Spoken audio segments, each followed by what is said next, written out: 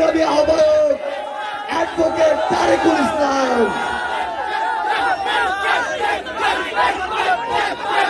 এই রাজবাড়িতে কি কোনো পার্টি আছে?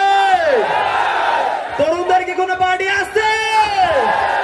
খালেদ ভাইয়ের কোনো পার্টি আছে? নাহিদ ইসলামের কোনো পার্টি আছে? জারা ভাবির কোনো পার্টি আছে? কোন দল? সবাই বলো, সবাই বলো, জোর হলো না, হাতে তালি, হাতে তালি, মুখে বলে, সবাই বলো, হাতে তালে, সবাই বলো, দেখবে তেতুলিয়া রূপসাতে পাথরিয়া এই অবস্থা সংগ্রাম, দালালি না রাজপথ, দালালি না রাজপথ, মুজিবাদ মুজিবাদ মুজিবাদ। খেয়াল রাখেন, একজন আরেকজনের দেখাশোনা করেন, বিপদে পাশে থাকেন। এই জন্যই বোধহয় ভালো মানুষের রাজবাড়ি বলা হয়, সহজ সরল মানুষের রাজবাড়ি, যারা একজন আরেকজনের বিপদে পাশে দাঁড়ায়। এবং এইটা সামনেও যাতে থাকে, আমরা সবাই সবার বিপদে পাশে থাকবো, সবাই সবার বিপদে সাহায্য করব। যদিও রাজবাড়ি ভালো মানুষের এলাকা, রাজবাড়ি সবসময় বঞ্চিত। আপনাদের একটা ভালো হাসপাতাল নাই। আমি আপনাদের সদর হাসপাতালে গিয়েছিলাম, সেইখানে দেখেছি রোগীদের কতখানি ভোগান্তি হয়। গতকাল আমাদের সাথে ঐক্যবদ্ধভাবে ফ্যাসিস্ট বিরোধী লড়াই আবারও ছিলেন। আমরা আপনাদেরকে ধন্যবাদ জানাই এবং আগামীতেও আমরা ঐক্যবদ্ধভাবে ফ্যাসিস্ট বিরোধী সন্ত্রাসী সংগঠন, নিষিদ্ধ সংগঠন ছাত্রলীগ, আওয়ামী লীগ, যুবলীগের বিরুদ্ধে আমাদের এই ঐক্যবদ্ধ লড়াই চালিয়ে যাব। সংগ্রামী সহযোদ্ধারা, এ পর্যায়ে আপনাদের সামনে বক্তব্য। যারা ভেবেছিল পদযাত্রা শেষ হয়ে যাবে, তারা সুযোগের ব্যবহার করে ভেবেছিল আতঙ্ক তৈরি করবে সারা দেশে, মানুষ আর আমাদের পথসভায় পদযাত্রায় আসবে না। যদি তারা সশস্ত্র কায়দায় না আসতো, আমরা বিশ্বাস করি আজকে রাজবাড়িতে যত মানুষ হয়েছে, গোপালগঞ্জের সাধারণ মানুষ ঠিক ততটাই আমাদের সমাবেশে আসতেন। প্রিয় রাজবাড়িবাসী, আজকে আপনারা এসে প্রমাণ করে দিয়েছেন জাতীয় নাগরিক পার্টি, জুলাই গণ অভ্যুত্থানের নেতৃবৃন্দের প্রতি আপনাদের আস্থা, আপনাদের ভালোবাসা, সেই ঠিক একই পরিমাণ ভালোবাসা, আস্থা আপনাদের প্রতি আমাদের রয়েছে।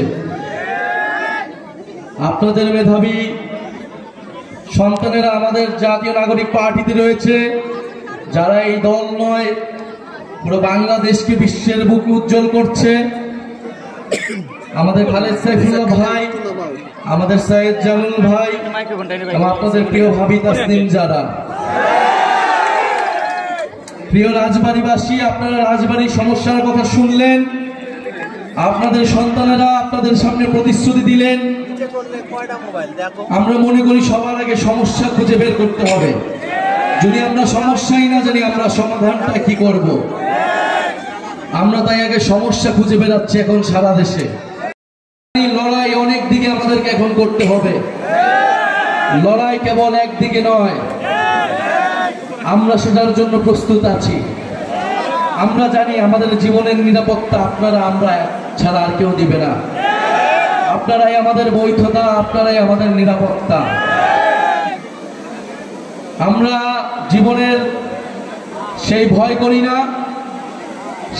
সেটা গত বছর জুলাই মাস থেকে রাজপথে নেমেছি, যেই প্রতিশ্রুতি নিয়ে নতুন বন্দোবস্ত প্রতিষ্ঠার জন্য, সেই প্রতিষ্ঠার নতুন দেশ প্রতিষ্ঠার আগ পর্যন্ত আমরা রাজপথ ছাড়ছি না, এটা আমরা সুস্পষ্টভাবেই জানিয়ে দিয়েছি। আরেকটি কথা বলতে চাই, আওয়ামী লীগকে আমরা 5ই আগস্টের পরেই বলেছি যে আওয়ামী লীগ কেবল একটা রাজনৈতিক দল না, এটা তো একটা সন্ত্রাসী সংগঠন অবশ্যই, কিন্তু তার থেকেও বড় বিষয় এটা একটা ফ্যাসিস্ট মতাদর্শ। এই আদর্শকেও পরাস্ত করতে হবে। শুধু আইনিভাবে সাময়িকভাবে নিষিদ্ধ করে আমরা আওয়ামী লীগের মোকাবেলা করতে পারবো না। আওয়ামী লীগকে আমাদের আইনিভাবে, রাজনৈতিকভাবে, সাংস্কৃতিকভাবে, বুদ্ধিভিত্তিকভাবে মোকাবেলা করতে হবে। ফলে আমরা আমাদের শত্রু চিহ্নিত করেছি মুজিববাদ। এই মুজিববাদী আদর্শ আওয়ামী লীগের গোড়া, বাংলাদেশকে বিভাজিত করেছে, বাংলাদেশের মানুষদেরকে হত্যা করেছে, গুম খুন সবকিছু জায়েজ করেছে এই মুজিববাদী আদর্শের মাধ্যমে। আমরা এটাও বলেছি মুজিববাদ আর মুক্তিযুদ্ধ কিন্তু এক জিনিস না। ফলে আমাদের এই মুজিববাদীদের হাত থেকে আমাদের মুক্তিযুদ্ধকেও রক্ষা করতে হবে, বাংলাদেশের জনগণকে রক্ষা করতে হবে, ভবিষ্যৎ প্রজন্মকে রক্ষা করতে হবে। যারা বাংলাদেশকে দিল্লির হাতে তুলে দিয়েছিল, বাংলাদেশকে তাবেদারি রাষ্ট্রে পরিণত করেছিল, তাদের হাত থেকে রক্ষা করে সার্বভৌম বাংলাদেশ প্রতিষ্ঠা করতে হবে।